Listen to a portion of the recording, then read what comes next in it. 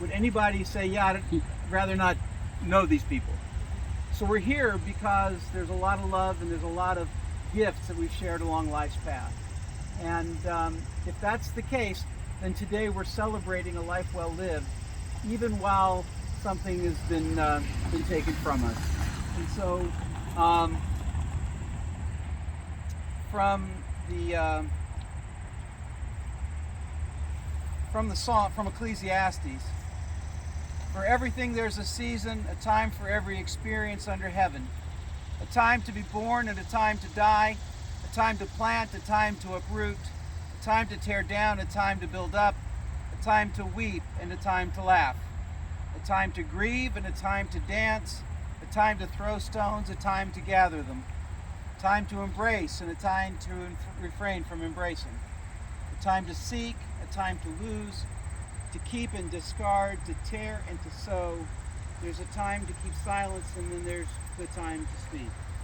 And so I'm going to ask that we share. And I guess, Alyssa, I'm going to ask you to go first. Okay, well, first I want to thank everyone for coming. Okay. I'm finished. I want to thank everyone for coming today to honor my mom. We really appreciate it. That was so easy, but my mom loved her entire family. She adored her brothers Joe and Harold. Being the only girl, she had a special bond with her sister Phyllis. When the two of them got together, they entertained us with their childhood memories and antics. Carol can attest to that. She also held her nieces and nephews close to her heart. Mom was always proud of her 3 children and our spouses and her 3 grandchildren. She was so excited when she became a great-grandmother, or Gigi, as she liked to call herself. It wasn't always easy for my mom. She became widowed at a young age. She and my father, Ronnie, had an amazing love affair. He was the love of her life. As a young teenager, I remember being embarrassed because they held hands in front of my friends. And I think my friend Ellen may have been there at the time. And now, after all these years, they're together holding hands again. Several years after my dad passed away, my mom became the original cougar, and along came Mike. They made a loving life together. My mom had several passions: cooking, playing games, and art, to name a few. Art was her greatest passion. Growing up, we never threw out old clothes. If it got a stain on it, she painted a flower, a bird, or something creative. Our clothes became Grace Originals. I called my mom almost every day, and I would say, "Hi, Mamala," and she would laugh every time and say, "Hi, daughter-in-law." I guess it's time to say, "See you later, Mamala." Rest in peace, Mamala.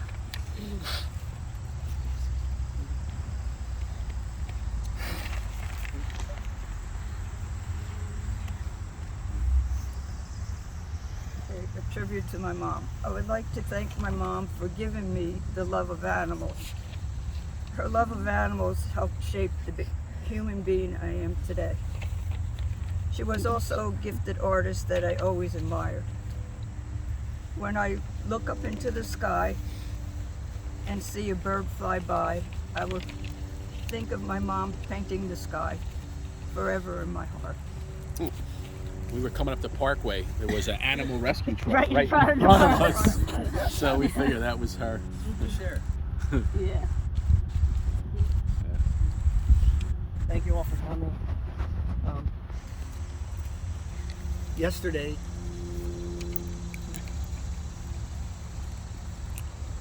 my cousin Doug called me and he said he should write something down because you're going to screw it up.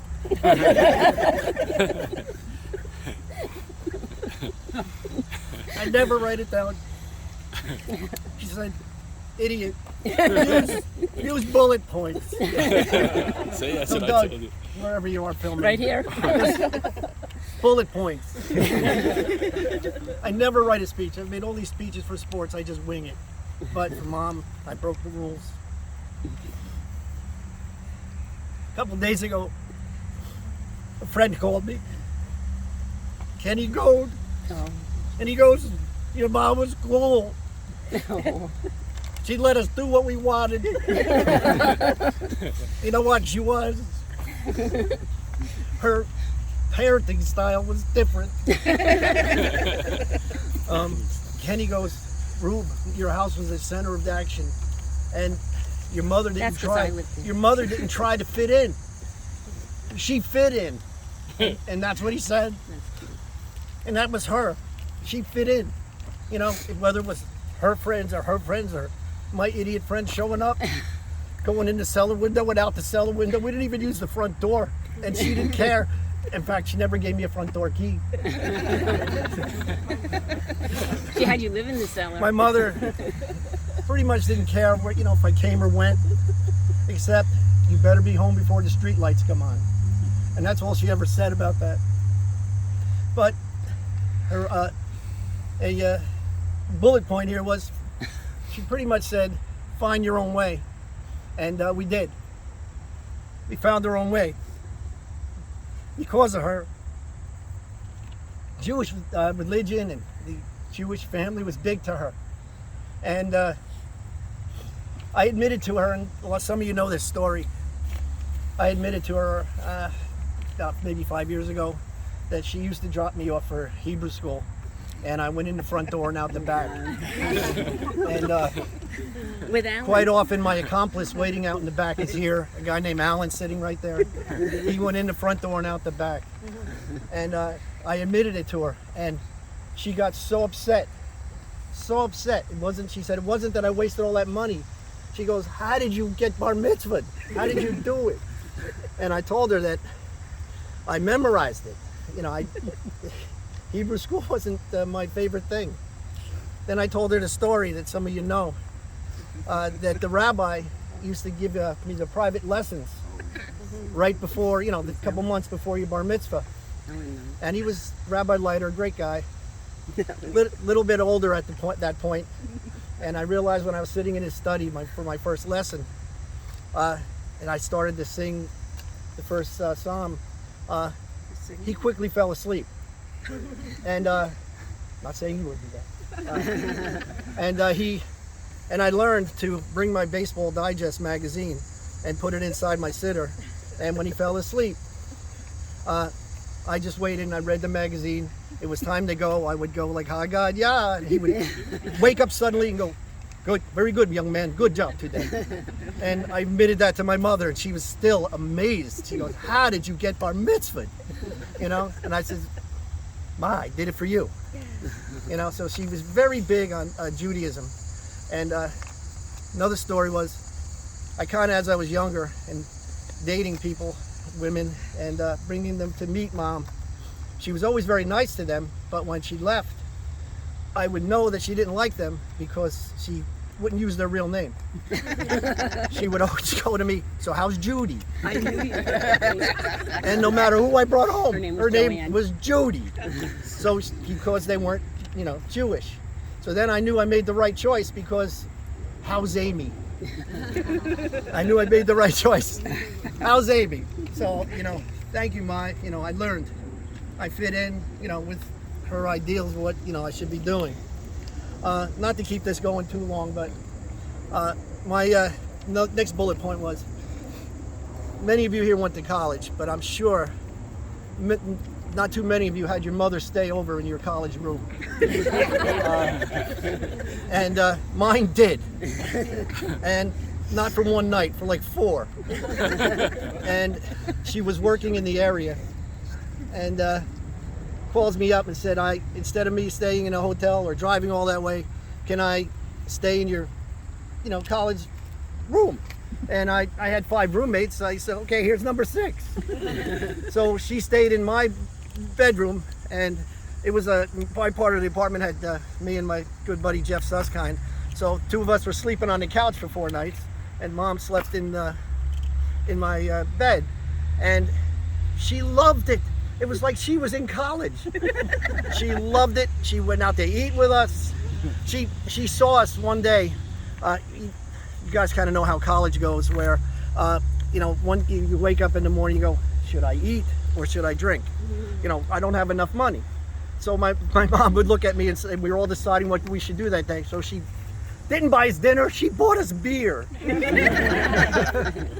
But that was my mother. She didn't try to fit in, she fit in. And that's a memory I have. She was there. And another one, when my grandma Tilly was nearing the end of her life, and she brought her to my college graduation. She dragged her ass there. But that was good. She made it. Thank you for coming. Hey, Mike. Mike. Oh, did you want to go around? No, you go, Mike. It was interesting to hear that your mom only wanted you to go out with A little louder, Jewish. Mike. It was interesting to hear Steve say how his mom only wanted him to go out with Jewish girls, and then she wound up with me, a dumb goy.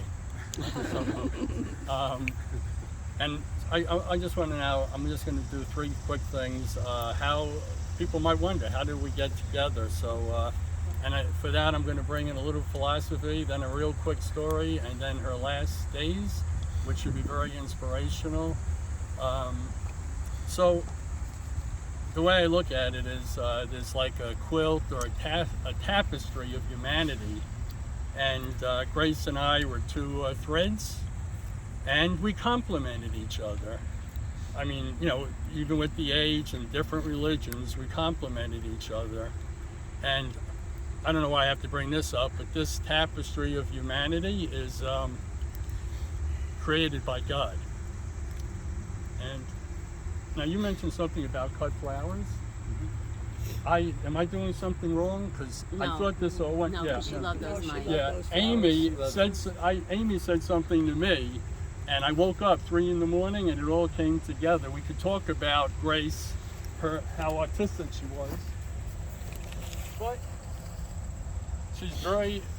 her design of the landscape, the homes was unbelievable. And Amy noticed this growing, you know, in front of the house, and I remember a summer or so ago, I'm moving plants. And things were never perfect, and of course I was told you got to trim this bush, but it certainly looked beautiful. So I'm just going to lay it over here. Please.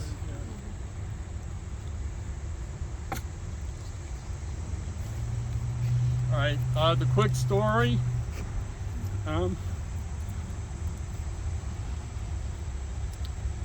We went to Hawaii. This should be an easy thing to say, because it's just a quick story, but just so you know who Grace was, most of you know, we actually experienced a 7-something earthquake while we're in the Hilton Hotel early in the morning. And so what do you think? Grace is putting on makeup. Grace, it's an earthquake, we gotta go. It took quite a while to get her to go and convince her there was an earthquake, but you know, she was very fastidious with her makeup. She did a great job. And finally, she was a real inspiration to everybody when you hear this story of the last, you know, days of her life. About 10 or so days or whatever, she went to the hospital, and she came out Saturday. And I went there to get her, and you already said it. I don't want to overlap, but this isn't too bad. it from your Grace, so the staff was in the hospital, and so I introduced myself. I said I'm Grace's husband, right? And then Grace turns around like with a sparkle in her eye and says, yeah, I'm a cougar, right? So that happened a week ago, and I was a little disappointed that she didn't add, and he's my Shayna Pudd'em. She said that plenty of times, you know, throughout our years together. And now, so to get into what happened her final week, Tuesday we were on the phone in the morning, Elisa, Grace, and myself, and Elisa's concerned. I work Thursday, Friday, Saturday, and she goes, Mom, what about, you know, Mike, you know, is he gonna take off? And Grace said, life goes on. And that's a message that is more than just right there to us, that's to everybody. Life goes on. I can't remember much about Wednesday, but I'll just tell you, Thursday I came home, and if you know Grace, everything has to be perfect. So we had pea soup at the kitchen table, and you know, she wasn't always at the kitchen table, so it was nice to be at the kitchen table and have pea soup. And she had to have it made to her exact specifications. You can't get Campbell's cream soup anymore, so we have to buy something, put it in a blender, beat it up, and add milk. So we did all that, and then when I put it on the table, it needs a little more milk. And then she's eating something else, it's not hot enough. I mean, there's a lot of iterations of this, but we got through it. Now Friday, I'm very happy about this. I was a little bit in a rush to go to work, and Grace says, "Don't leave till you kiss me goodbye." And so I kissed her goodbye. And then, this was an amazing day. Grace, she was spending a lot of time in bed. She was a whirlwind of energy. She had, I think you say, how do you say that? Laudro, some kind of... Yadro. Thank you. I had that, had to say it on my piece of paper, but I left all that behind. So she put that into her showcase, which was the love of her life. Last Valentine's Day, I gave her a gift, and she directed me to put it in. Like, move that a little, move this, because she trusted me not to shake. She did it all herself. And by the way, this last week, she has a walker. She basically threw that away. She didn't want a walker anymore. No, I mean... She was cooking up a storm. Yeah. Then, talking about cooking up a storm, she goes in the kitchen and starts setting up a 3-course meal. Pork ribs and barbecue sauce. I guess that's all right for Friday night. And then she had... Under rabbinic supervision, it's fine. Okay. And then she opened up a can of olives, black olives, and left a can of tomato soup. So she had our meal all planned. And then I figure that she went to bed to watch Judge Judy. Oh, she also talked to Cindy around 3, and that's when she was seated at the table. She was sitting at the table watching Judge Judy. Oh, she said, I didn't know that. At the table. No, I'm sorry, in the bed. Right. Oh, you were Correct. okay. Yes, she was in the bed, but I shouldn't disturb her because she was watching Judge Judy. And I didn't even know that before, but I was going to just bring it up, Judge Judy, Yep. because Oh, that's that one of the was few her shows favorite Grace show. and I enjoyed together. I could always watch Judge Judy, no problem. And if I talked, she would yell at me. Like, Exactly. Don't comment. Yeah. And now I'm going to veer off a little bit because, I believe in God, and I think there's synchronicity events and crazy things that can happen.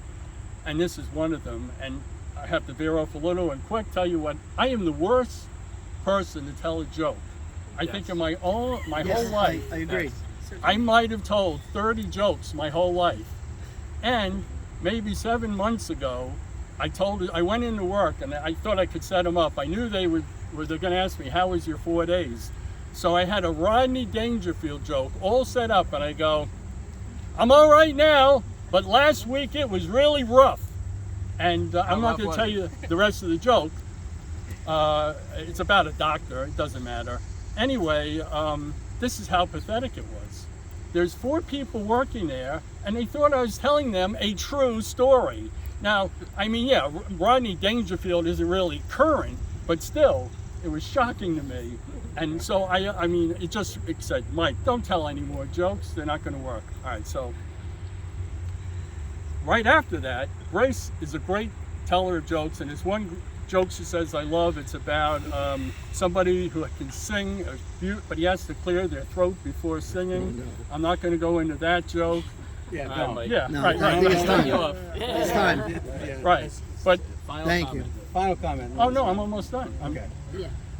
So this is just what I mentioned, synchronicity. About 5 o'clock, I'm at work. She told me this joke, and she did it perfectly, and we had so much fun. I was laughing my ass off. So Friday, while she's watching Judge Judy, or a little after, I felt compelled force, and it didn't even make sense to tell someone at work this joke. So to me, that is basically the hand of God just easing people along. I can't explain it any other way, because why? I didn't even expect to laugh or anything. And Thank you. So that's it. Thank you. All right. Right, last but not least. Sure. Thanks everybody for coming. For 32 years, I was blessed and fortunate to have my grandma Grace in my life, and all the wonderful memories that we shared, and that'll truly last a lifetime. For Erica, for Marcy, and for myself to have a loving grandmother like our grandma Grace well into our adulthood is a blessing that many of our peers were not as fortunate to have. Grandma Grace was always so proud of her family, especially her children, especially her grandchildren and great-grandson as well. She would always make us feel special, loved, and adored. I fell prey to countless grandma attacks, as she would call them, that would leave the side of my cheek numb with kisses and the occasional lipstick mark to be rubbed off on the ride home. Her love for us as her grandchildren was truly boundless. She had such a zest for life and enjoying her leisure time. She loved going to Atlantic City, creating beautiful customized artwork for us, even for some of my friends in the back there. They have a couple of Grace originals, so she just loved it. Yeah, she loved to share the gift, and it was always very personalized. I was into guitar, boats. She would make, art centered around that. Little mural of our dog Stella. All sorts of great things to treasure her by. She would help us with our art assignments in school. And in our younger years, and Erica and Marcy can back me up on this one for sure, one of her greatest joys was that one day each year when we would visit her at her job in the Kmart portrait section for what seemed like hours on end, but she would pose us, all three of her grandchildren, for what felt like an eternity, and the pictures always had to be just right. I mean, it was move your arm here, arm there, smile, but they're great pictures, great memories. So many memories of my grandma Grace include family gatherings, always rich food, long meals. She knew how to hold court at the table and always enjoyed a good meal. Lots of stories, lots of laughs, occasionally the impromptu game of boggle, but always a good time. And then as I thought about it a little bit, really almost all the memories that I have with my grandma Grace, especially earlier on in my life, in the recent years we had some one-on-one time occasionally, but they almost always involve multiple family members and friends all gathering together. So in this way, she really was the true matriarch of this branch of the family, and really the centerpiece that kind of brought us all together. So it was very nice, warm memories. She was strong, as is evidenced by everybody that spoke before me, and always told you exactly how she felt. You always knew where you stood with her, which fortunately for us as grandchildren at least was essentially at the pinnacle of Mount Everest in her eyes. We could do no wrong. And as far as being a grandma goes, she left behind some big shoes to fill, which my mother is already doing an excellent job filling with my son. But to Grandma Grace, the grandma that set the bar high, we'll all miss you dearly, think of you fondly, and cherish the wonderful memories that we have with you in our lives. Thank you.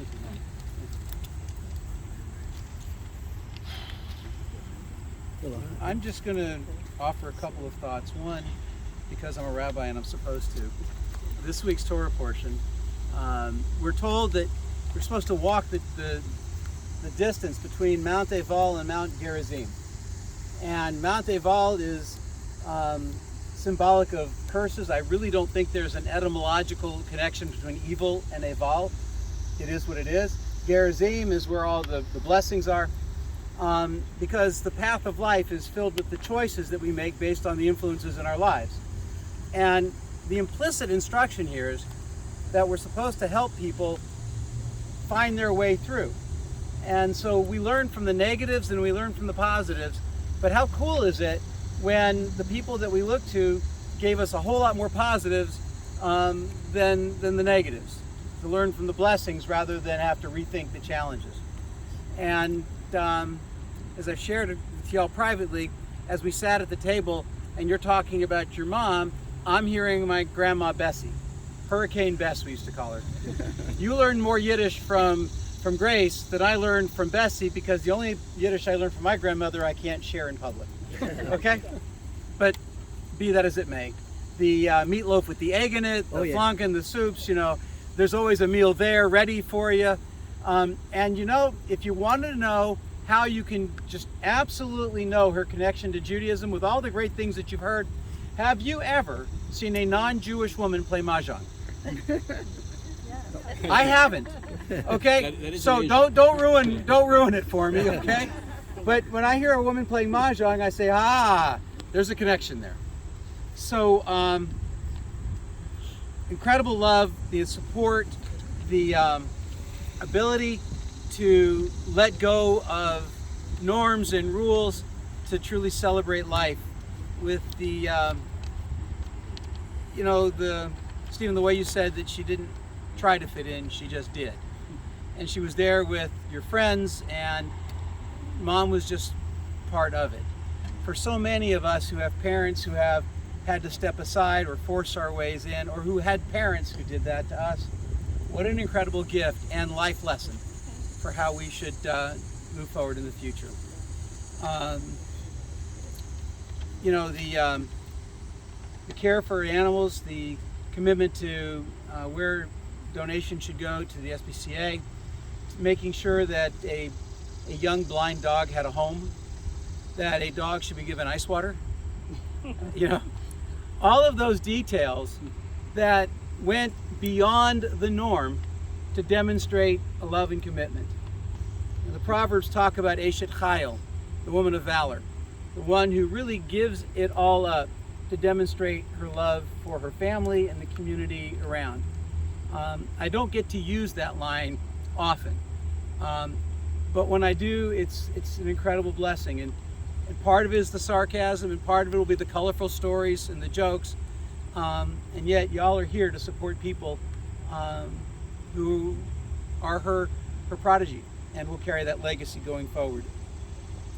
So sassy and bold with a deep heart, amidst all of the incredible art that she did, to have a love of displaying clowns. There's that bite there. We're blessed to move forward. Kohelet wrote that the eye never has its full of seeing. Young or old, those who depart this life never see enough of it, never complete their task, never cherish their loved ones enough before they're called home. Now they yearn for yet another respite from the final summons, and how we yearn to have them close to us for yet another challenge in our lives, yet another joy, another precious moment together. God be now with those whose hearts are broken, because whenever parting comes, it comes too soon. Console us in this hour and be near when light seems distant. Sustain us in a time of healing. To children and children-in-law who are children, grandchildren, Elliot will know a lot about Gigi. I can promise you that just from the stories that are told. She looked forward to meeting him. She has. I can promise you that. Alan and Carol, if you will make sure that Mom knows that she's cherished and that she's here with us even while she can't physically be, because the stories begin with the two of them. And so with that, we give thanks. El Malei Rachamim Shochein B'Amhomim Hamtzeim Nucha Nechona Tachat Kanfei HaShekhinah Im Kadoshim Uterim Kazor Harakia Masriim Et Nishmat Kruza Sha'achal Olama Ba'al HaRachamim Yastirehi B'Seiter Kanafav Olamim Yitzor B'Tzor HaChaim Et Nishmata Adonai Hu Nachalata V'Tanuach B'Shalom Al Mishkava V'Numa Amen. Compassionate God, eternal Spirit of the universe, grant perfect rest in your sheltering presence to Grace who has entered eternity. God of mercy, let her find refuge in your eternal presence beneath the shadow of your wings. Let her soul be bound up in the bond of everlasting life. God, you are her inheritance. May she rest in peace, and may we say together. So, before we say Kaddish, we have an obligation, and that's to help bring someone to their final earthly rest. And even as we will return earth to the grave, we remember that we are giving respect to the shell that carried her soul and the spirit that continues to live on with us as we take steps. So there are shovels, you can use hands either way, and I would invite Amy first.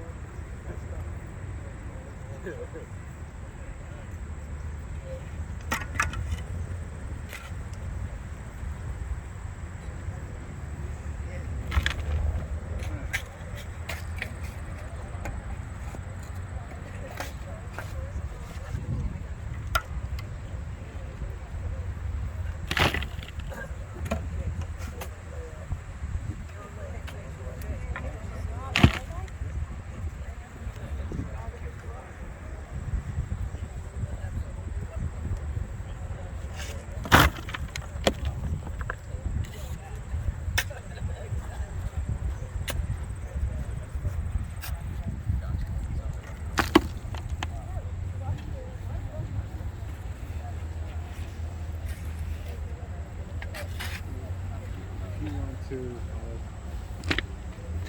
I get.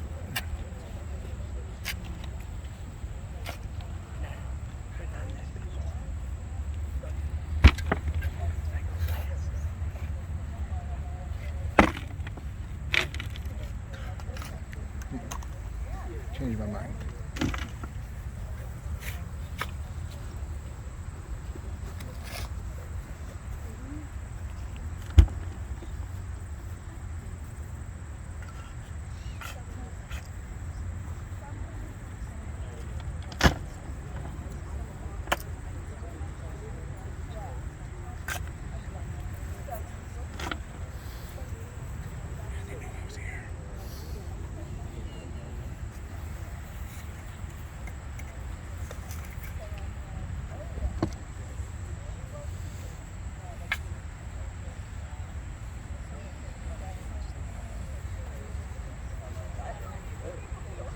So,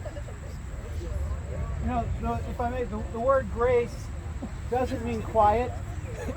The word grace means unqualified love. And whether it was at the Mirror Lake, or whether it was at the kitchen table, or in front of the TV buying the countless gifts that would fill boxes to be handed out at Hanukkah, Grace, she lived into her name. And that's just an incredible blessing, because it's that name that survives the grave. And it's that which will continue to inform us as we move forward. So the words of Kaddish never talk about death. They originate as a prayer for study. You would close the book and you would say these words, literally the English, let the glory of God be extolled. Hallowed is God's name for all the incredible blessings in life. And we decided to use those words as memorial prayers because we wanted to remember the blessing. And one of the really cool things about this tradition, if I may, is that we're not going to leave here without saying thank you. In fact, the last words that we're going to say liturgically are, thank you, God, for this incredible life that has informed us, who loved us and let us love. So, you can join me, please. Yitgadal v'yitgadash shemeh rabah, ve'alma divrach hiruteh v'yamlich malchuteh, v'chayechon of yomechon, uv'chayei d'cho beit Yisrael, v'agalah v'izman kariv imru amen. Yehei shmei rabba mevorach le'olam l'amei almaya. Yitbarach v'yishbach v'yitbachar v'tomam v'yitzeh. Yitadar v'yit'aleh v'yit'allah shmei v'yishah.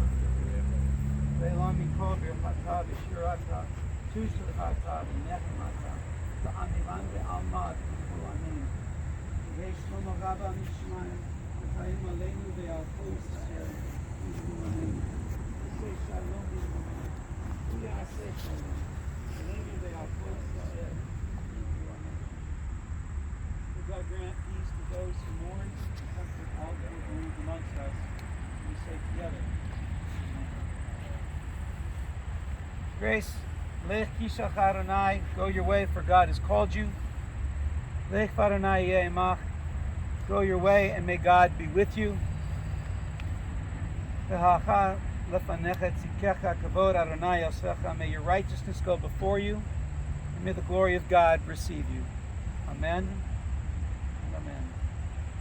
For all who are grieving, may God console you with all who mourn, in Zion, in Jerusalem, around the world, with all who love and all who have lost the physical touch of the people we love, who hold them in our hearts. May we walk forth in blessing. Amen and amen. So, should I announce Shiva, or do you want? Yeah. Yeah, so, well, first of all, we'll have something back at our house briefly after this at 6 Harlow Court. It's outside. Outside. I know it's hot, if anybody, but we're trying to, maintain social distancing. And then because of COVID, Wednesday we'll do a greeting, or we'll call it a Shiva, from 1 to 5 at our house at 6 Orla Court in Tinton Falls. And then on Thursday, Stephen and Amy will host also from 1 to 5, and they're at 2 Andrew Court. Drive. Drive, excuse me. Both Andrew are Drive. outside. Yeah, and both are outside, and things. So, but thank you so much for coming. We appreciate it. Family, thanks. And I don't think I have to tell this crew, make sure you stay in touch with each other. This is not the time that we come together and then part until the next time that we're here. So please, take care of each other and celebrate life. Amen.